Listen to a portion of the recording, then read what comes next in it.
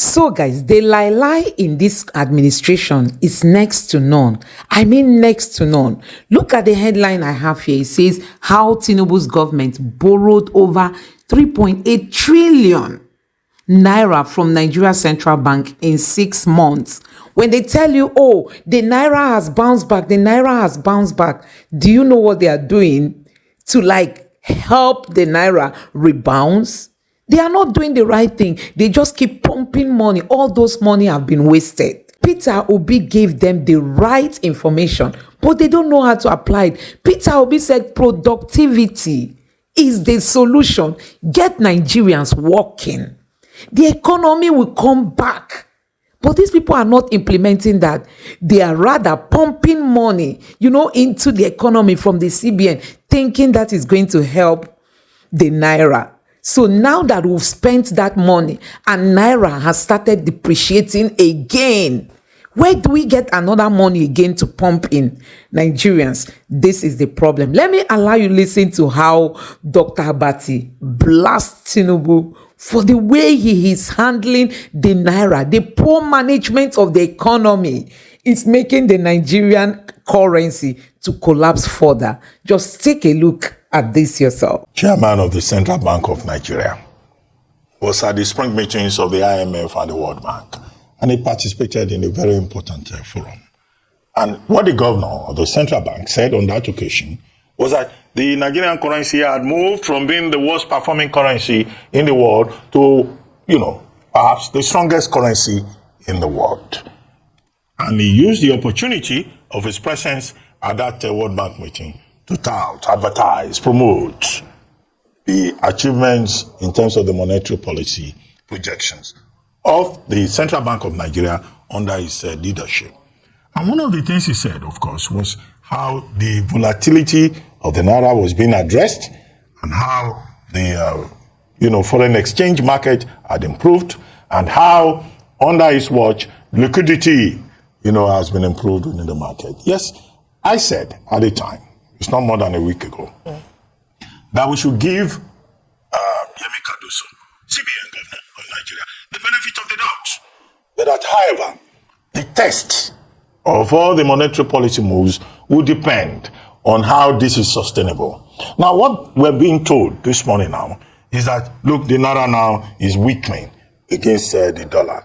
And that the achievement of a 1,100 Naira to the dollar range has weakened further to about 1,400 in the parallel market. Let's just use that example. So, is the CBN sustaining it? What the experts, the people who have PhD in economics, what they have said is that, look, what the CBN has done is just that it has recorded gains in terms of certain moves. One, providing liquidity for the BDCs, that's the Bureau de Change. The effort that they got, the input, the injection that they got from Afrexim Bank of $3.3 billion, which they used to shore up the Naira. Even if Yemi Cardoso says they are not defending the Naira and that whatever interventions they may have done was temporary. They point also to the fact that the interest rate having been increased also encourage foreign portfolio investors, FPIs. But those FPIs, these are portfolio investors. They will take out their money. And when they take out their money, they request Forex. When they request Forex, we'll begin to see that what the CBN has done so far is just a temporary intervention. In other words, the main challenge is in the area of sustainability of the intervention. There's been some jubilation, there's been some masturbation on the part of the CBN, chest beating, monkey-like, baboon-like, chest beating. But can you sustain it? Because it's when you sustain it that you have the effect within the larger economy. So this is where we are. And what are the experts saying? They are saying that what you need to do, basically, which the Nigerian government has not done, is to address the fundamentals.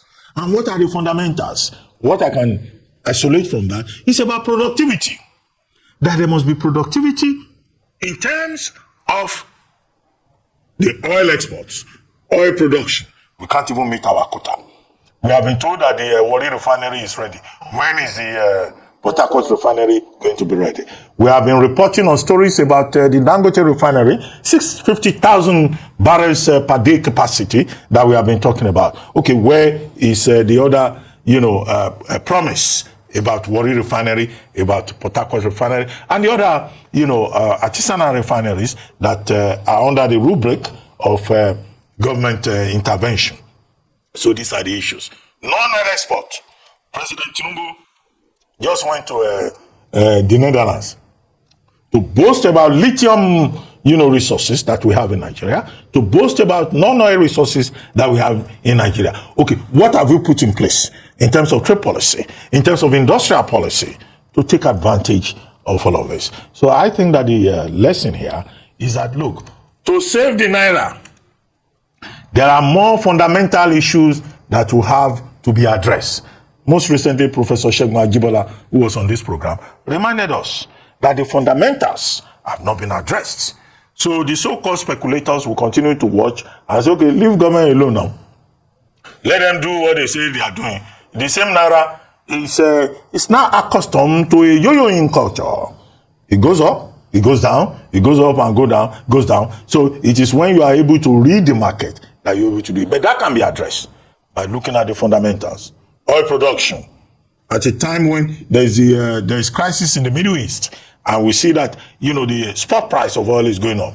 At a time when there are possibilities, as President Tinubu himself has identified, with lithium and other non-oil exports. So look, what the Tinubu government needs to do is to move away from rhetoric, talk, and act, and ensure that when they act, they stay with that action. And that will require a lot of intelligence. By intelligence, I just mean basic intelligence, intelligent people. I don't mean security intelligence, just basic intelligence. People who are intelligent enough to focus on the right issues, and people who are intelligent enough to understand the right issues and to follow up with the machinery of state power, of state capability.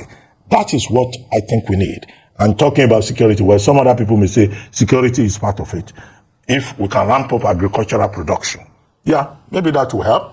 If we provide security and allow people to go to the farms, but it will still require basic intelligence to be able to take advantage of it, instead of these ceremonial, event-based things that we do. We can fix it, as President Tinubu continues to tell us. But when they fix it, we will see it. All right, well, I think this news just goes to show that whilst there's been a lot of intervention in this area, as we've seen from the Cbn governor, we've also seen that these interventions are not enough to sustain the gains that the Naira has made against the dollar in recent times.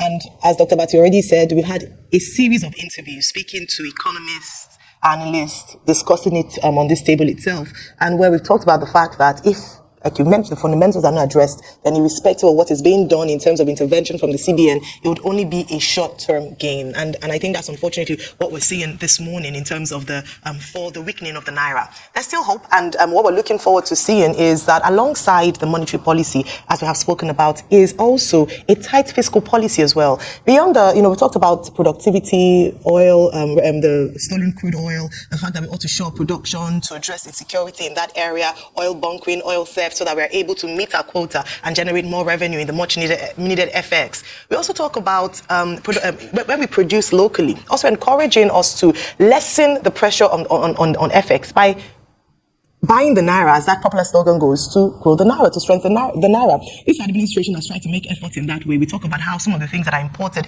even right from government, there are official vehicles, certain things that they use can be used by, and this shows such a good example for the Nigerian people, by patronizing local manufacturers, locally made goods, so that we reduce our dependence on FX. We had the conversation just this week where we're talking about the fact that we have a dollarized economy where almost every commodity has some dollar in it. And we must demystify the dollar in every commodity in Nigeria. So beyond that is also the fact that we're talking about the local refineries. Dangote refinery was said to have been chaired that coming on board to hopefully help to increase local production, so that it also again reduces pressure on the FX, and we might experience some gain in the Naira, but these are some of the things that have to be sorted out in the immediate. We can celebrate the early gains, but if the long-term, fundamentals are not addressed, then we'll continue to see this, see the weakening of the Naira. Finally, I'll just say this in wrapping up. The truth is that we have heard talked about a number of times the Naira this, the Naira that, the dollar, the gains in the Naira and the dollar. But it's important, as I mentioned, to create an enabling environment to ensure that this works. Yes, going back. So guys, Tinubu even went to the Netherlands to tell them that we have lithium, that they can take advantage of lithium in Nigeria, without him even talking about how to address insecurity in Nigeria. Don't he know that that lithium will be mined? Will the bandits be the ones to mine the lithium? Meeting with Prime Minister Mark Rutte of the Netherlands in The Hague, Tinubu said Nigeria had seen the worst of storms, yet he was not afraid of the consequences of his actions, since they were in the best long-term interest of the people. The president disclosed this, that Nigeria was well positioned to power the clean energy future of Europe and the world with its high-grade lithium deposits. Tinubu said Nigeria sought robust, balanced, and mutually beneficial partnerships that would bring about value addition in areas like solid minerals. Also, Tinubu told them that we can collaborate in technology without telling them that we don't have electricity. How can Nigerians be technological without electricity? Nigerians, these are the mistakes that this government keeps making. It's important that we align but also partner with countries like Netherlands. So one of the two things that we've identified in our earlier meetings this morning is actually partnership around talent, right? Where the Netherlands has a program that is focused on providing scholarship opportunities for young people in specific sectors, especially in the technological space. So we're looking to work together in that space. As you also are probably aware, Nigeria is prioritizing artificial intelligence, and Netherlands has significant interest in ethics when it comes to AI, as we go on the drive to use artificial intelligence to drive productivity in our country. They use knowledge and technology to achieve that, because when you look at the land and the population, they don't have those figures to match what we see in terms of agri-export. We in Nigeria will have the available land, but our most problem is that the land is shrinking because we have a huge bulging population. There's habitation encroaching on farmlands. So what we need is increasing yield per space. So guys, you have seen it for yourself. Honestly, these people don't even know what to do. They don't know what to do to help Nigeria out of this mess. Let me know what you think about this video in the comment section below. Please don't forget to subscribe to the channel and turn on the notification bell. Thank you.